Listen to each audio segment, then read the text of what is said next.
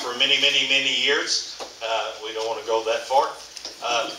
I have done a numerous amount of funerals over the time that I've been doing this, and I've read 100 jillion eulogies. This week I've come across one that I just want to share with you. So here we go. We're going to get serious this evening. May he rest in pizza. His name is Pillsbury Doughboy,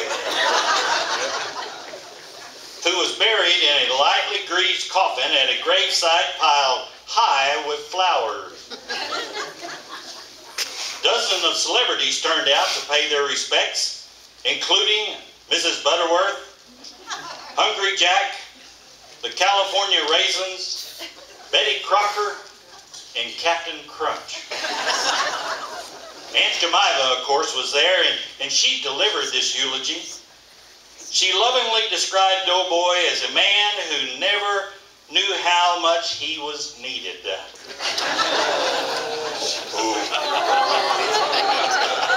He was not considered a smart cookie, wasting much of his dough on half-baked ideas.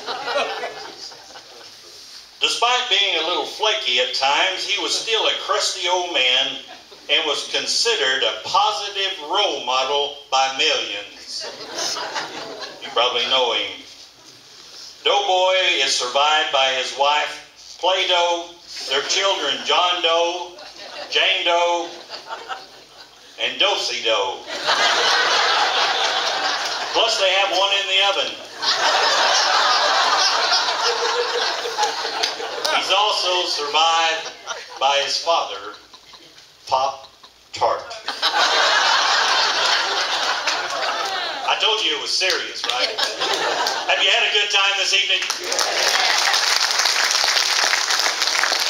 These guys have put on a tremendous show. I'm glad I got to be a part of it and got to end up instead of starting. So I will leave you with this one. Grandma and Grandpa was sitting on their rocker on their front porch watching the sunset here in Arizona. Beautiful, right? Have you seen it? Yeah. And so they were sitting there watching the sunset, rocking back and forth, reminiscing of the good old days. Grandma, she looks over at Grandpa and she says, "Dear, do you remember back when we were going out steady? And we used to sit in this rocker like this and you'd reach over and touch my hand?" So Grandpa, he kind of put a smile on his face and he gingerly reached his hand over and took her wrinkled hand and held it. She's getting a little bolder and she said, "You remember?" Better not tell that one.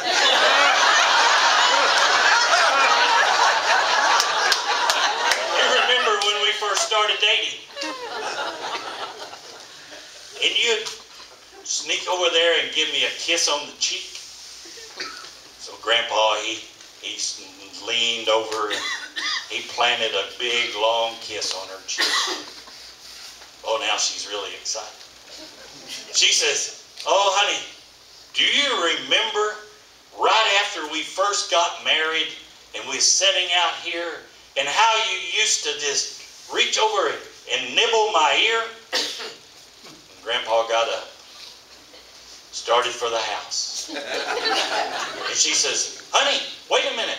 What's wrong?" He said, "I got to go get my teeth."